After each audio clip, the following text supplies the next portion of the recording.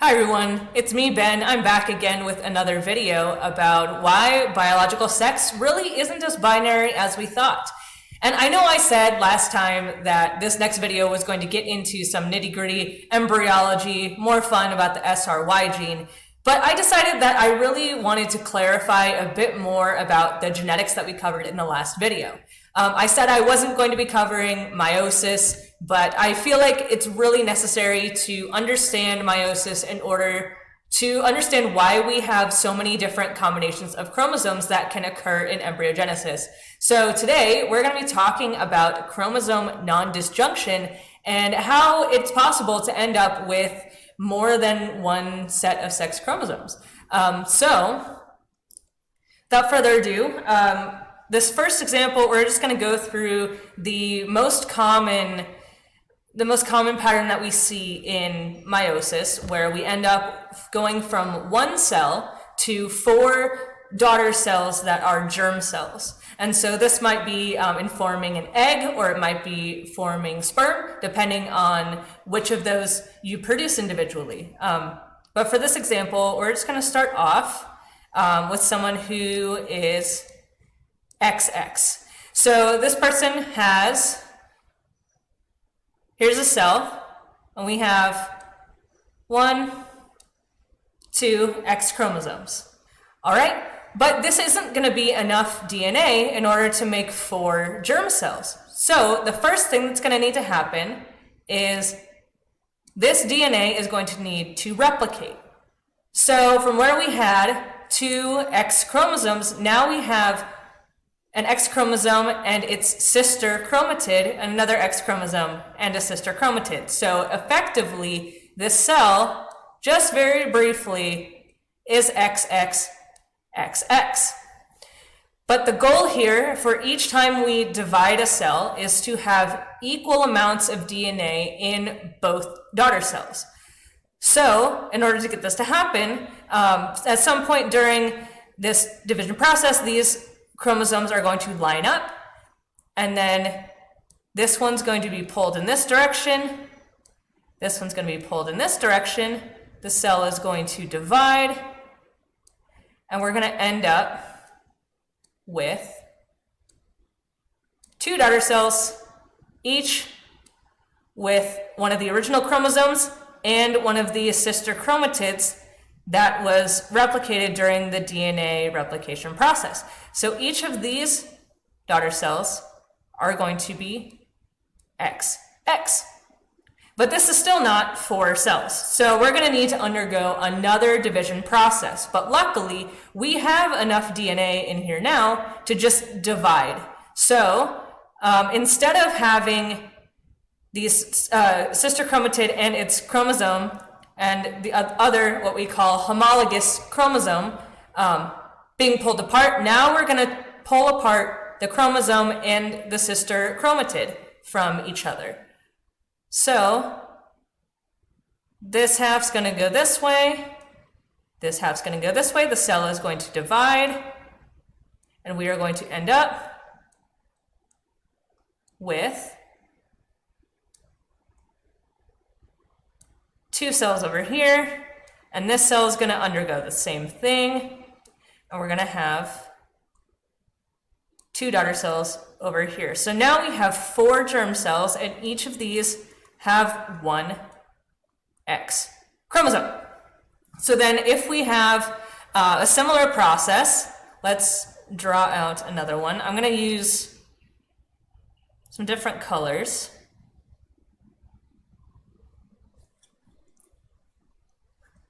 Let's do,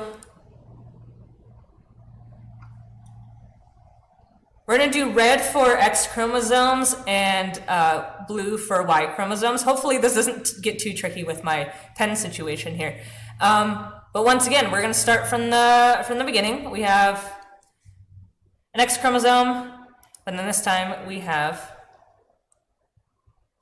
I cannot draw today. We also have a Y chromosome and an X chromosome.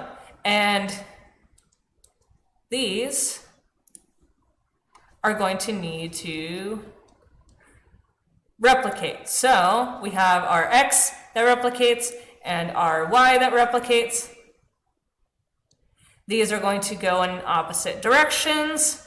Cell is going to divide.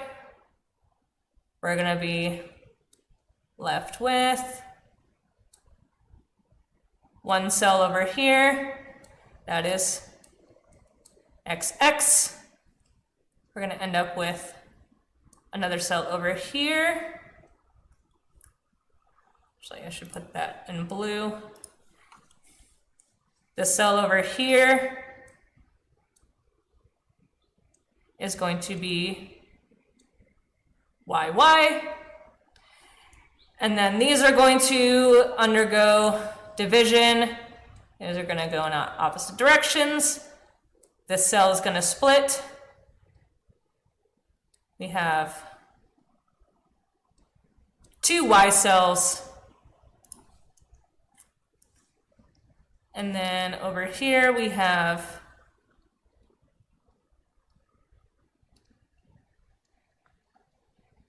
two X cells.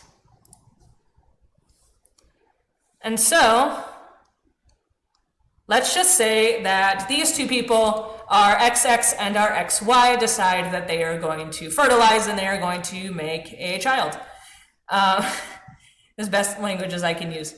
So in this process, we have four chromosomes, or 4 cells that we can choose from to be the ovum in this case, and we have four cells over here that can be the sperm.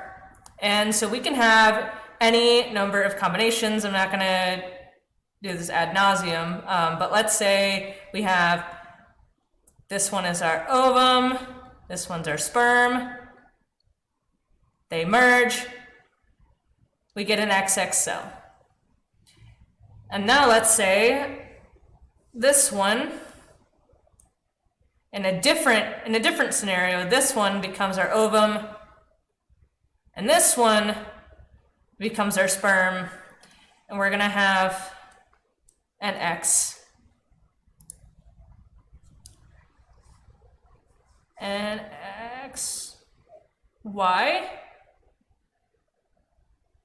And then that would be a different scenario. So this is the most likely scenario that's going to happen is all of your DNA is going to divide evenly across your daughter cells, and you're going to end up with gametes that have one sex chromosome each. You have a fertilization happen.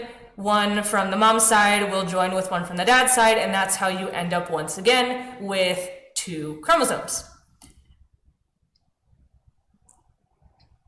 But of course, nothing can be that easy all of the time. Sometimes the DNA does not divide equally across cells, and that is where we get something called chromosome non-disjunction. And so I'm going to briefly go into that as well. So for this example, we're just going to take, I'm still on my eraser. For this one, we're just going to take 1/2 of the equation, and then we'll bring in our other partner as a hypothetical later on. But the most important part is to see the meiosis process from this person's perspective and find out what happens. So we're going to start off once again. With this person with 2 X chromosomes. And these are going to replicate. We have our cell that is XX, X, X. This set's going to pull this way. This set's going to pull this way. Cell's going to divide. And we are going to now have this pair of sister chromatids in this daughter cell, this pair of sister chromatids and that daughter cell. So this so far is the same scenario that we had previously. However, in the next stage is typically where non-disjunction is going to occur. So just for terminology's sake, non-disjunction is where chromosomes fail to divide properly. So if these sister chromatids are together, if these two failed to separate,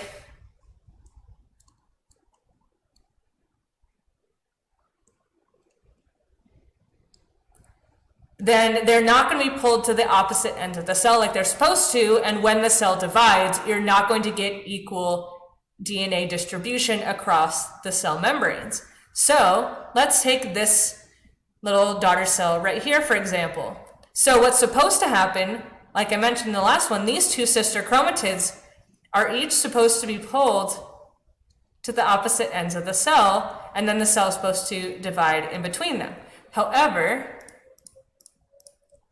if these two do not separate, what will happen is the cell is going to try to divide. Let's say it divides this way and both of these get pulled that way, then we're going to end up with two daughter cells, but one daughter cell is still going to have two of these chromosomes, and this cell is going to end up with none because both of these went to one side and this side of the cell divided with no DNA in it at all. So we're missing a chromosome here. And then let's say this side divides normally as it should, and we end up with our expected set of chromosomes over here.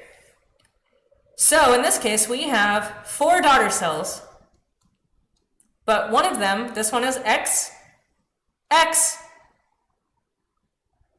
This one's an O, and this one is an X, X.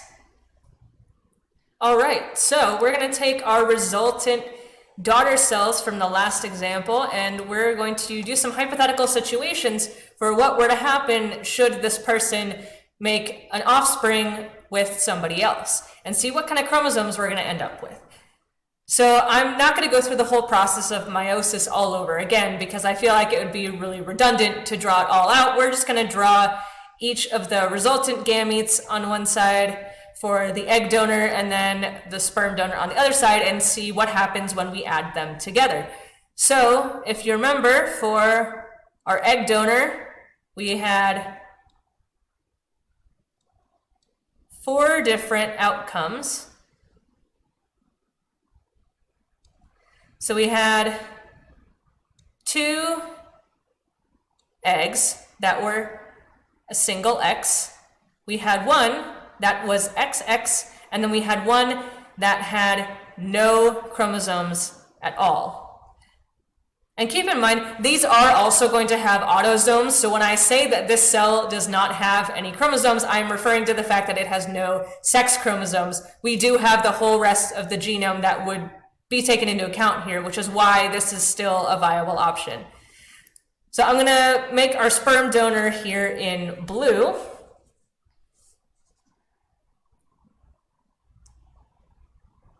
So we're going to have a cell that's X, a cell that's Y, a cell that's X. Actually, don't want to do that because that leads to a... I'll make the second one Y, this one Y, and then this one X. So our sperm donor has a cell that is X, a cell that is Y, a cell that is Y, and a cell that is X.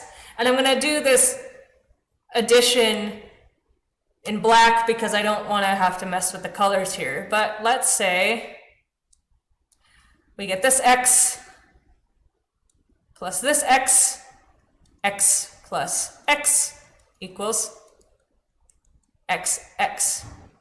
And so this person, if we're assuming that their phenotypic sex lines up with their genotypic sex, then this person would probably present female. We'll go into that again later. So then this next one, we have an X plus a Y plus Y equals XY. If their phenotype and their genotype line up, this might be presenting as male. But then this one here, this is our XX.